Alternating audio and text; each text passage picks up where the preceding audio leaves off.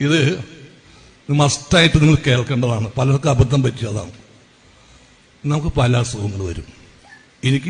ഞാൻ ഒരു അസുഖങ്ങളുടെ ഷോപ്പിംഗ് കോംപ്ലക്സാണ് ഞാൻ. അപ്പോ എന്നേക്കാൾ ഉപരി ഒരാളുമില്ല ഇതിനെക്കുറിച്ച് പറയാനായിട്ട്. അത്ര അസുഖമുണ്ട് എനിക്ക് വലിയൊരു അസുഖം വന്നു. അസുഖം വന്നപ്പോൾ പറഞ്ഞ് എന്ത് രോഗത്തിനും ലിവർ ഡിസീസായിരുന്നു എനിക്ക്. എന്ത് അസുഖത്തിനും ഒറ്റപ്പാലത്തൊരു വൈദ്യരുണ്ട്, എന്ത് അസുഖം മാറ്റുമെന്ന് പറഞ്ഞു. അപ്പൊ സ്വാമിയാണ് പുള്ളി. ഈ പാരമ്പര്യ വൈദ്യന്മാരാണ്.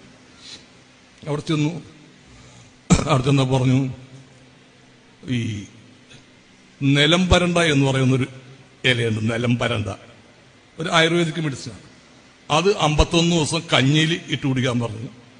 51 ദിവസത്തിന് 501 ദിവസം വരെ കഴിച്ച് ഒരു മാറ്റമില്ല. അപ്പൊ വേറൊരു പാരമ്പര്യ വൈദ്യന്റെ നിങ്ങൾ അറിയായിരിക്കും, മോഹനം വൈദ്യര്. എല്ലാവരും അറിയും. പേരെടുത്ത് പറയാം, കാരണം ഇപ്പൊ ഞാൻ റെക്കോർഡ് ചെയ്യല്ലേ. ഞാൻ പോയിട്ട് എന്റെ കയ്യിൽ തെളിവുകളും എല്ലാം ഉള്ളതാണ്. എന്നെ കൊണ്ട് ഒരു പശു തിന്നുന്ന പുല്ല് മുഴുവൻ തീറ്റിച്ചു.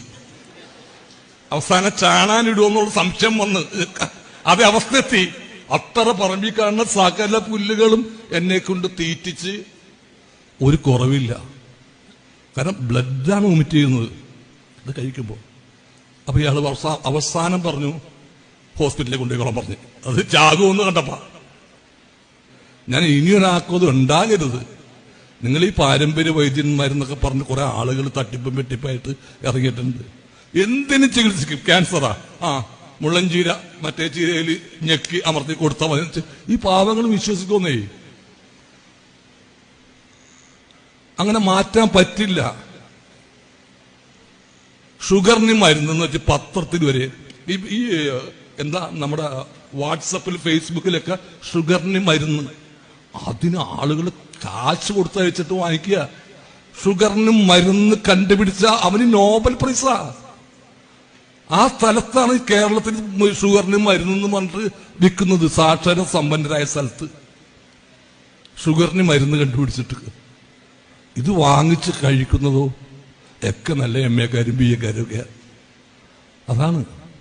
അപ്പൊ ദയവ് ചെയ്ത് നിങ്ങൾക്കൊരു അസുഖം ഉണ്ടെങ്കിൽ നിങ്ങൾ നല്ല ഹോസ്പിറ്റലിൽ പോയിട്ട് ഡോക്ടറെ കണ്ട് മാറ്റുക. ഇന്ന് ഇതെല്ലാം വളരെ പുഷ്പം പോലെ എടുത്തു മാറ്റും. പൈസ വേണം, പൈസ സംഭവമുണ്ട്, പൈസ വേണം. പക്ഷെ എന്നിരുന്നാൽ പോലും പൈസ ഉണ്ടെങ്കിൽ നല്ല ഹോസ്പിറ്റലിൽ പോയിട്ട് നല്ല ട്രീറ്റ്മെന്റ്. ഇല്ലാത്തവർ സർക്കാർ ആശുപത്രിയിൽ പോയാലും ശരി,